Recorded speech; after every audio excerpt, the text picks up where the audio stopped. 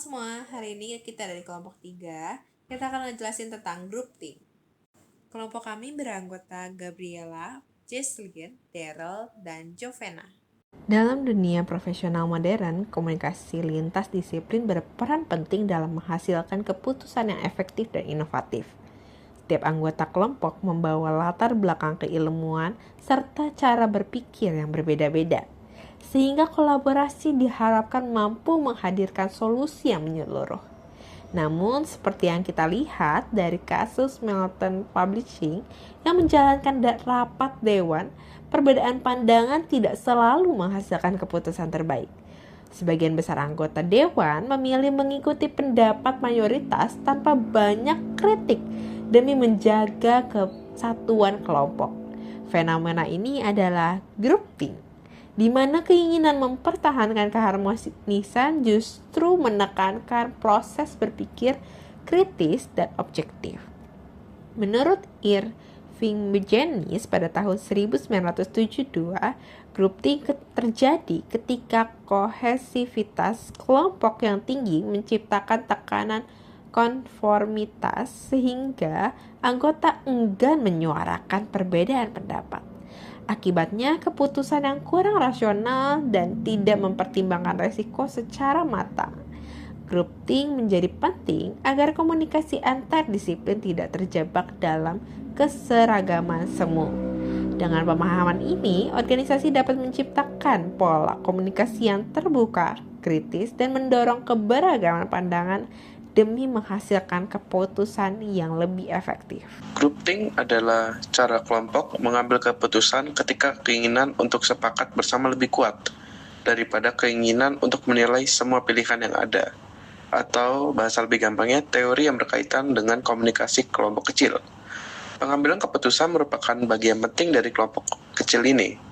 Aktivitas lainnya adalah berbagi informasi, bersosialisasi, berhubungan dengan orang dalam kelompok dan di luar kelompok, mendidik anggota baru, mendefinisikan peran, dan bercerita. Dasarkan Garanes dan Adams 2013, Rotter 2016. Dan terdapat 3 asumsi penting yang membantu teori ini. Pertama, kohesivitas kelompok.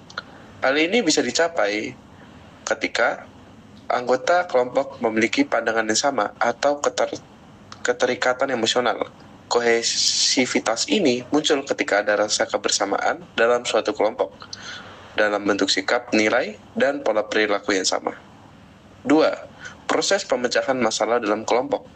Dalam proses pemecahan masalah, biasanya berjalan secara harmonis karena anggota berusaha menjaga kerukunan. Hal ini dipengaruhi oleh kendala gaya kepemimpinan afiliatif, sehingga anggota cenderung menahan pendapatnya karena takut ditolak. Hasilnya mereka lebih fokus menjaga keutuhan kelompok daripada membahas isu secara mendalam. Ketiga, kelompok biasanya bersifat rumit. Kelompok ini bersifat rumit karena anggotanya harus memahami banyak hal sekaligus, baik berbagai alternatif keputusan maupun karakter tiap anggota kelompok.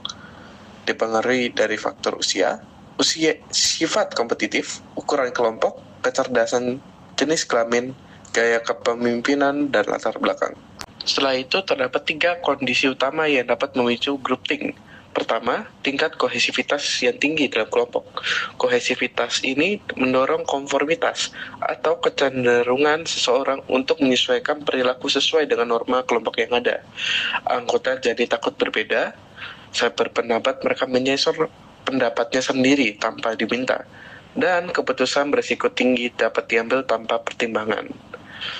Dan yang kedua, terdapat struktur dan karakteristik lingkungan tempat kelompok bekerja. Kesalahan struktural ini dapat memicunya group think. Pertama, karena isolasi kelompok. Kelompok yang terlalu tertutup dari pengaruh luar sehingga tidak mempertimbangkan pandangan atau masukan dari luar kelompok.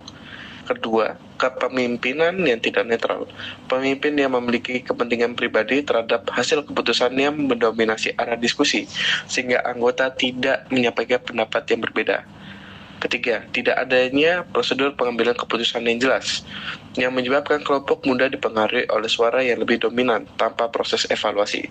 Keempat, keseragaman latar belakang anggota, yang menyebabkan kurangnya perbedaan sudut pandang, sehingga diskusi menjadi sempit dan keputusan cenderung diambil tanpa kritik. 3. Tekanan atau stres dari dalam maupun luar situasi kelompok. Stres ini muncul ketika anggota kelompok tertekan oleh masalah, keterbatasan sumber daya, atau peristiwa yang berasal dari dalam maupun luar kelompok. Hasilnya, anggota cenderung memiliki solusi yang tidak masuk akal dan akhirnya mengikuti pemimpin tanpa banyak pertimbangan atau mempertimbangkan kritik. Selain itu, terdapat kategori utama gejala groupthink. Yang pertama, penilaian berlebihan terhadap kemampuan kelompok. Gejala ini terdapat dua bentuk, yaitu ilusi kekebalan dan kepercayaan pada moralitas bawaan.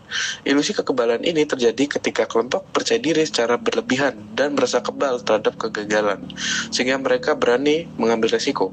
Sedangkan kepercayaan pada moralitas bawaan terjadi ketika mereka percaya bahwa tindakan mereka benar.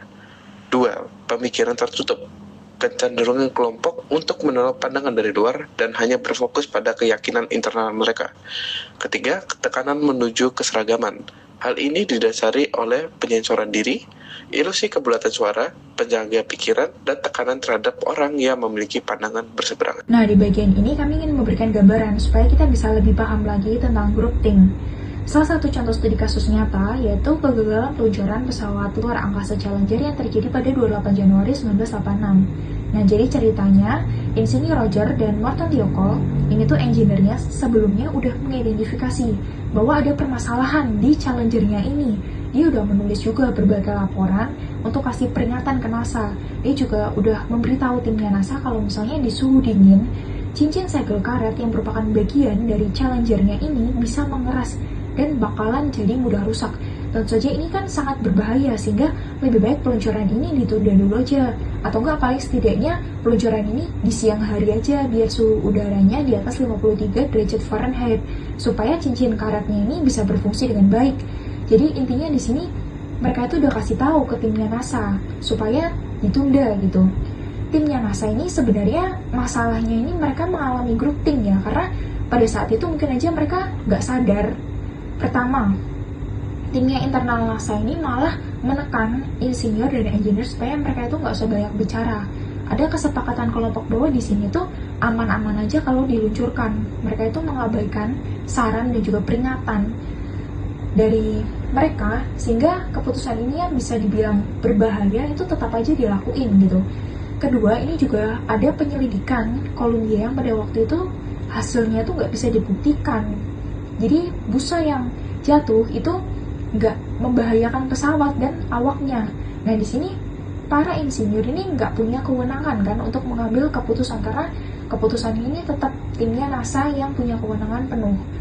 Ketiga, timnya NASA ini juga tetap memutuskan untuk meluncurkan Challenger karena sebelumnya juga udah pernah ada pengalaman peluncuran-peluncuran dan itu tuh aman-aman aja, kayak berhasil-berhasil aja gitu. Keempat, mereka juga udah berpikir, sudah kasih pengumuman juga ke banyak orang yang pastinya menunggu peluncuran ini. Masa ditunda sih? Jadi timnya NASA ini sepakat untuk tetap tepat waktu di pagi hari.